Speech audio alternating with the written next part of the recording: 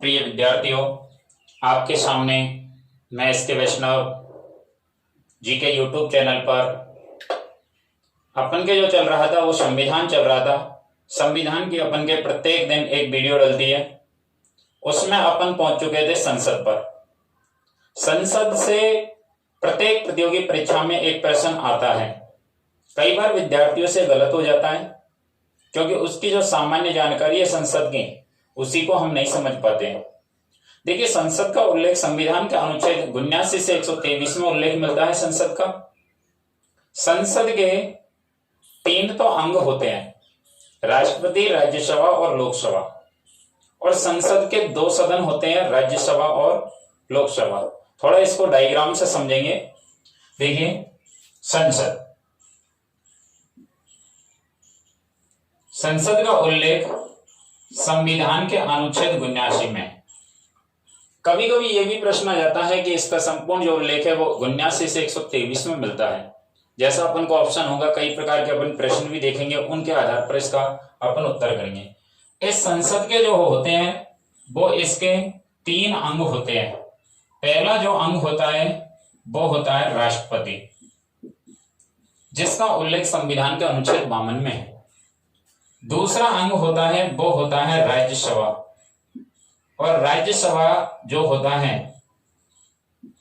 राज्यसभा, इसका उल्लेख संविधान के अनुच्छेद 80 में है।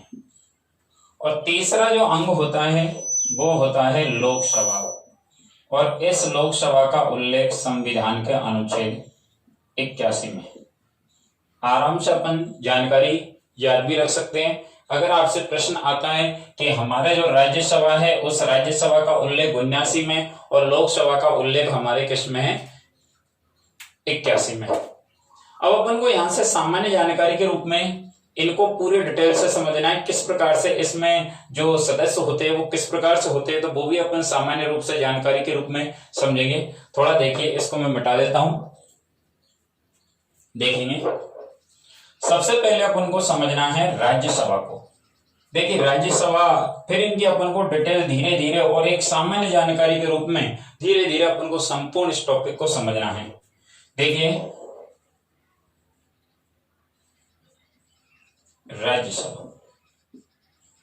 राज्यसभा का उल्लेख अपन ने देखा था अनुच्छेद 80 में था।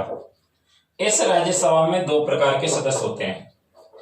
2 प्रकार के सदस्य होते हैं। एक तो होते हैं अधिकतम सदस्य,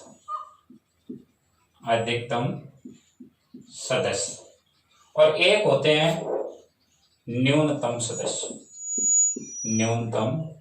सदस्य। कुछ प्रश्न तो अपन के विद्यार्थी यहीं से गलत कर देते हैं।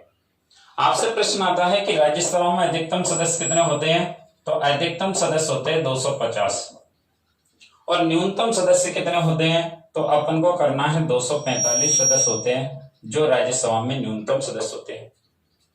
आपने देखा पिछली जो ग्रुप डी की एग्जाम लगी थी उसमें इसी से एक प्रश्न आया था। आपसे प्रश्न आता है अधिकतम सदस्य भी कितने प्रकार के होते हैं, तो 2 प्रकार के होते हैं।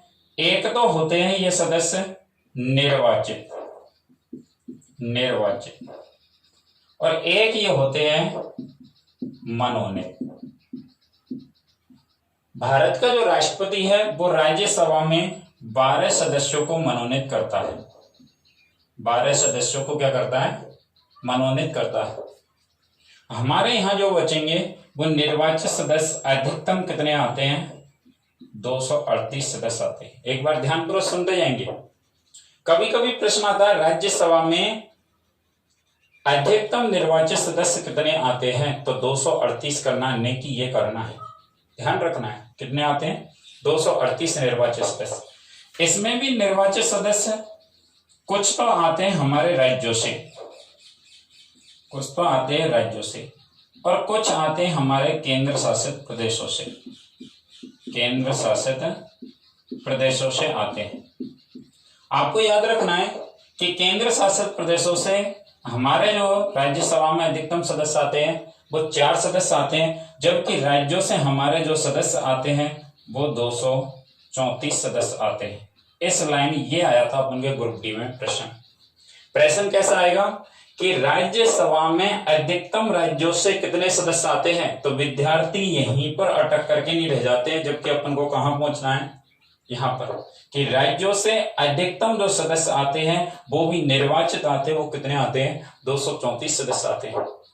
आपसे यहाँ केंद्र शासित प्रदेश में 4 सदस्य आते हैं अधिकतम, ये भी कुछ तो आते हैं हमारे दिल्ली से और कुछ आते हैं हमारे पांडिचेरी से।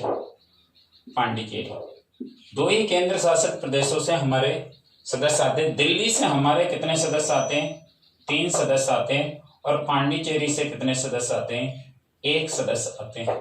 एक बार फिर से सुन लेंगे, क्योंकि अभी राज्यसभा अपन केवल डायग्राम से समझ रहे, फिर अपन इसको डिटेल से भी समझेंगे। सेम कंडीशन लोकसभा को समझेंगे।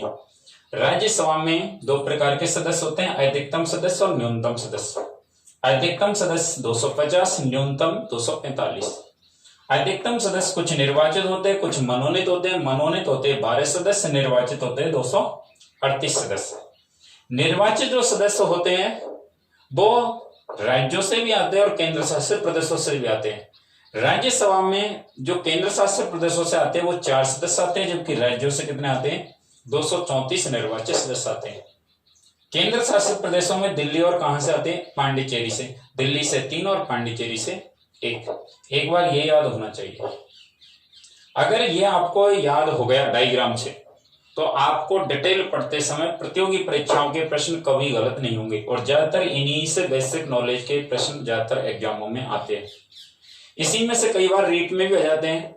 देखिए न्यूनतम सदस्य, न्यूनतम सदस्य पे ध्यानपूर्वक, क्योंकि आप अगर डायग्राम को मेरे साथ साथ देखते जाएंगे तो आपको समझ में आ जाएगा, ना बाद में कुछ भी समझ में नहीं आएगा। जो न्यूनतम सदस्य होते हैं वो न्यूनतम सदस्य 2 प्रकार के होते हैं। कुछ तो होते हैं निर्वाचित सदस्य, निर्वाचित सदस्य, और कुछ होते हैं मनोनीत सदस्य। आपने देख रखा है वर्तमान में कि भारत का राष्ट्रपति 12 सदस्यों को मनोनीत करता है राज्यसभा में, तो इसमें तो कोई परेशानी नहीं है, क्योंकि 12 यहाँ मनोनीत थे, 12 यहाँ मनोनीत थे, कोई। लेकिन यहाँ पर निर्वाचित सदस्य जो होते हैं वो कितने होते हैं, तो हमारे 233 सदस्य होते हैं। 233 सदस्य कैसे होते हैं, निर्वाचित सदस्य कैसे होते हैं, न्यूनतम होते हैं। एक बार याद रखेंगे, 233 और 12 जोड़ देंगे तो 245 हो जाएगा। हाँ, आगे देखिए, जो निर्वाचित सदस्य होते हैं वो भी 2 प्रकार के होते हैं। कुछ सदस्य कहां से आते हैं, राज्यों से आते हैं, और कुछ कहां से आते हैं, वो केंद्र शासित प्रदेशों से आते हैं। केंद्र शासित प्रदेशों से आते हैं। आपसे प्रश्न आता है प्रदेशों से, केंद्र शासित प्रदेशों से, तो राज्यसभा में वो की वही सदस्य आते हैं। कितने सदस्य, 4 सदस्य, 4 ही सदस्य होते हैं। और बाकी के जो हमारे 229 सदस्य आते हैं वो कहां से आते हैं, राज्यों से। ये प्रश्न अपन के जो पहले अपन के एग्जाम लगी थी आरपीएससी की, उसमें ये प्रश्न आया था। यहाँ पर रेलवे वाला आया था, यहाँ पर आरपीएससी वाला। ध्यानपूर्वक सुनिए, राज्यसभा में न्यूनतम राज्यों से कितने आते हैं, 229। अधिकतम कितने आए थे, 234। ध्यानपूर्वक सुनना है, क्योंकि अगर ये अपन ने थोड़ा डिटेल डायग्राम याद हो गए। देखिए वैसे ज्यादा कोई डायग्राम नहीं है, मैं आपको करीबन 30 डायग्रामों से पूरी संसद को कंप्लीट करा दूंगा। आप लगातार डायग्राम से, और डायग्राम से याद नहीं होगा तो डिटेल से, और डिटेल से याद नहीं होगा तो इसके लिए मैं ट्रिक भी बताऊंगा। तो आगामी वीडियो के लिए आप थोड़ा देखते रहिए। राज्यों से 229, केंद्र शासित प्रदेश से 4 आते हैं। और केंद्र शासित प्रदेश में वो की वही दिल्ली से 3 सदस्य आते हैं, 3 सदस्य, और पांडिचेरी से 1 सदस्य आता है। और अपन के ये प्रश्न एसएससी में भी आया था कि केंद्र शासित प्रदेशों से किन से आते, तो अपन को उत्तर करना था दिल्ली और पांडिचेरी। दिल्ली से कितने, 3, और पांडिचेरी से 1। एक बार पूरे को दोबारा से समझेंगे। राज्यसभा में अधिकतम सदस्य और न्यूनतम सदस्य, अधिकतम होते हैं 250, न्यूनतम होते हैं 245। अधिकतम सदस्य में कुछ निर्वाचित होते हैं, कुछ मनोनीत होते हैं। मनोनीत तो 12 ही होते हैं, निर्वाचित 238 होते हैं। निर्वाचित सदस्य कुछ राज्यों से, कुछ केंद्र शासित प्रदेशों से। केंद्र शासित प्रदेश से 4 और राज्यों से 234। केंद्र शासित प्रदेश में दिल्ली और दिल्ली से 3 और पांडिचेरी से 1। थोड़ा कम समझ में आएगा, क्योंकि जब डायग्राम बनाते हैं तब तो आपको अच्छे ढंग से समझ में आ सकता है, लेकिन कोई बात नहीं, जब अपन डिटेल समझेंगे तो ये बिल्कुल क्लियर हो जाएगा। न्यूनतम सदस्य होते हैं 245, कुछ निर्वाचित सदस्य होते हैं, कुछ मनोनीत होते हैं। मनोनीत तो 12 सदस्य होते हैं, तो निर्वाचित कितने हुए? 233।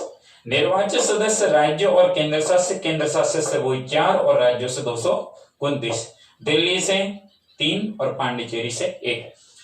एक बार आप इसका स्क्रीनशॉट भी ले लीजिए जिससे आपको याद रहे। देखिए, इसके बाद वाले अपन दोबारा से अगली वीडियो देख रहे। आज इतनी ही छोटी सी वीडियो, फिर अगली वीडियो आज ही दूसरी वीडियो बनेगी, उसी को अपन इसके तुरंत बाद ही आपको याद रखना है। तो आज इतना ही। आपको अगर हमारा ये अच्छा लगा हो राज्यसभा वाला, तो आप हमारे चैनल को लाइक एवं सब्सक्राइब कीजिए। Thank you.